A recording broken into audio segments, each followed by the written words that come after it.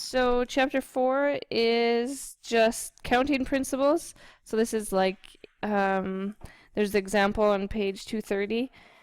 There's a soccer team, and they have a uniform, and they have 3 different sweaters. So they have 3 different sweaters. I'll call them shirts. And 3 different shorts. And we want to know the combinations of how many outfits they could make, I guess team outfits that they could make with this. So usually when we have these kinds of questions, I like to lay out blanks because they're kind of like our choices. And it's a multiplication between, because it's this, you have this, and you have this, right? You can't wear shirt or pants, right? And play soccer. You have to have pants and a shirt. So the and, remember, multiply means and. Whoops, I almost put multiply means shirt. Multiply means and. No. Did I just say that backwards? No, that's okay.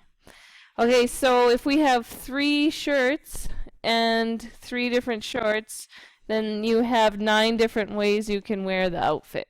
Okay, so that's just the basic counting principle. What else did we talk about? 2 things again. We talked in chapter 3 about disjoint. If 2 things are disjointed, then there's no overlap. So if we were talking about cards, like we could say how many, if you were drawing red cards or spades, or red cards and spades, you would be saying the red cards, there's 26 of them, and then you're drawing a spade, and there's 13 of those. Those are our options. You multiply them together, but they're disjointed because there's no red spades. Okay, so there's no overlap in there, so that's why it's disjointed. What else can we talk about? So factorial is this exclamation mark, and all it means is when you take 4 times 3 times 2 times 1, or your number, and then you go all the way down to 1. Okay, so the example on page 238 says there's 6 kids at the drinking fountain, and they want to line up, and they want to know how many different arrangements they can line up in. So 6 kids at a water fountain. Here's the lineup.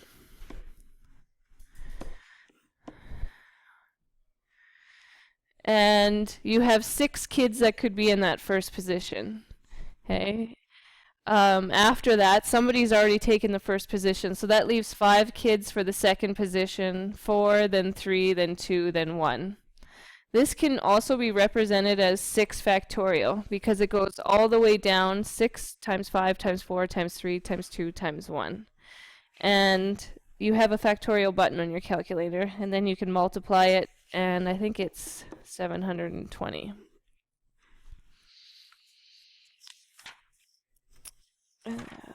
What else can we talk about? Okay, so 4.3 is talking about permutations. Permutations. And that was when we used the NPR. So N represents how many total things there are, and R is how many we're taking. So if it was like out of 10 people, we want a committee of, well, it can't be a committee because that would be a combination, but say we want a first, second, and third or something, then this is how many we're taking, and this is the total amount that we have. Okay, so you can't have a smaller N than an R, right? Because you can't take more than you have. Okay, so permutations are also where order matters.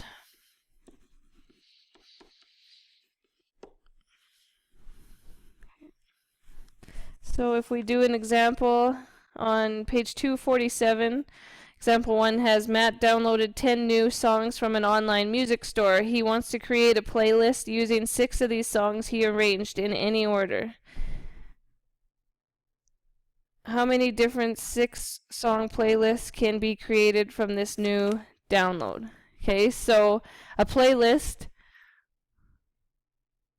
he's saying order, did he say order matters? Okay, good. So he's saying that if he has,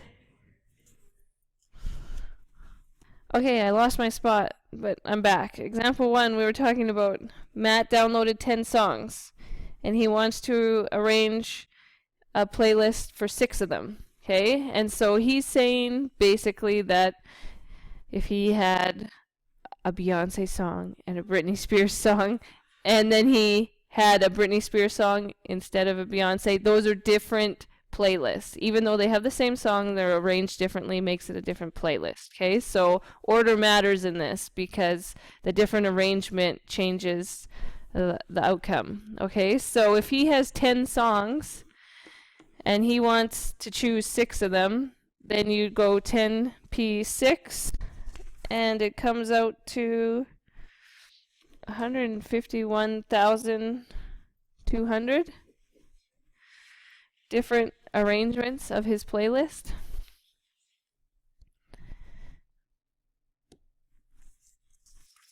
Okay, so what else can we talk about?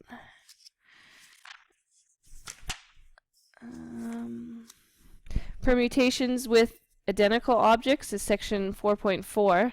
So if you have things that are the same, like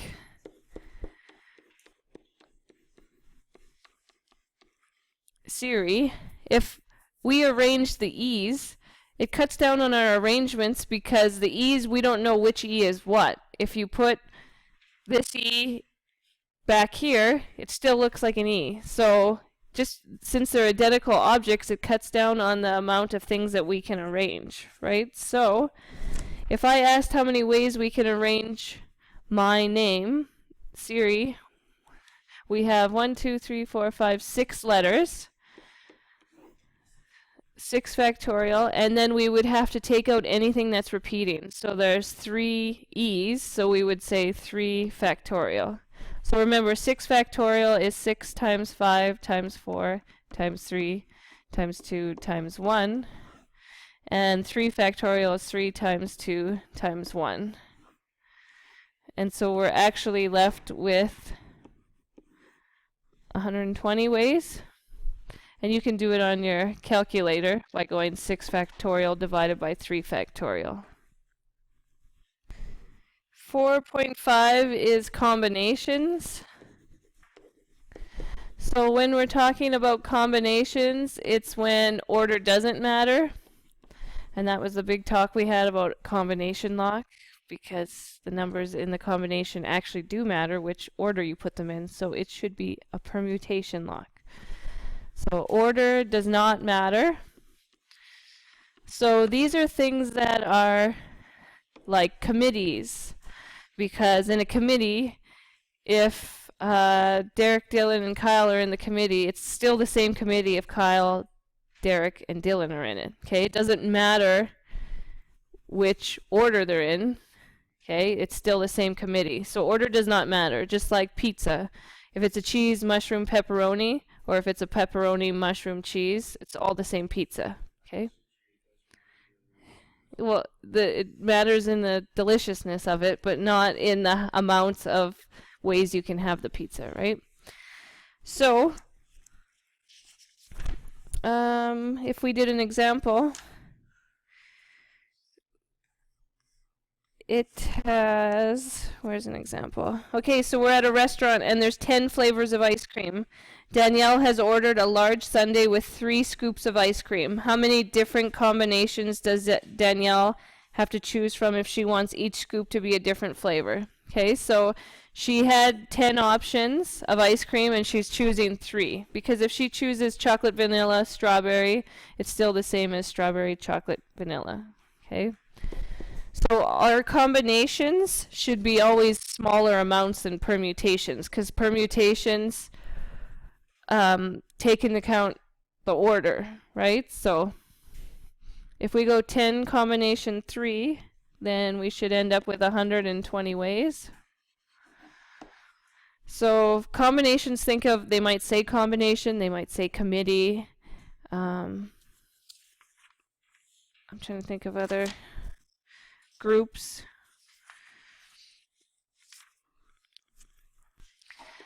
Chapter 5 is probability.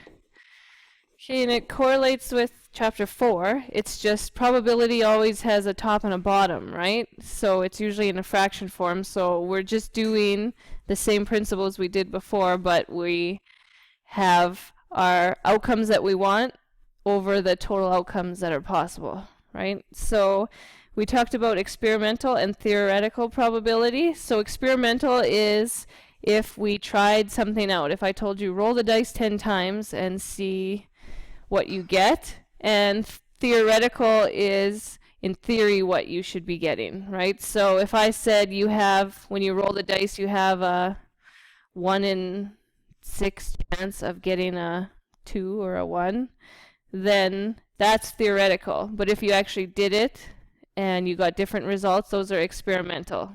Okay, so the more experiments you do, the closer it gets to theory. Okay, so if you don't do a whole lot of trials, say you did 10, your experiment might be altered by that. But if you did 5,000 trials, you'll probably come close to the theoretical reasoning in it. Okay, so that was 5.1. And then we talked about probability and odds. So odds in favor and odds against. Together they should add up to the whole, what's the word? The total outcomes, I guess, right? So, example 1 says Bailey holds all the hearts for a standard deck of 52 playing cards. He asked Morgan to choose a single card without looking. Determine the odds in favor of Morgan choosing a face card.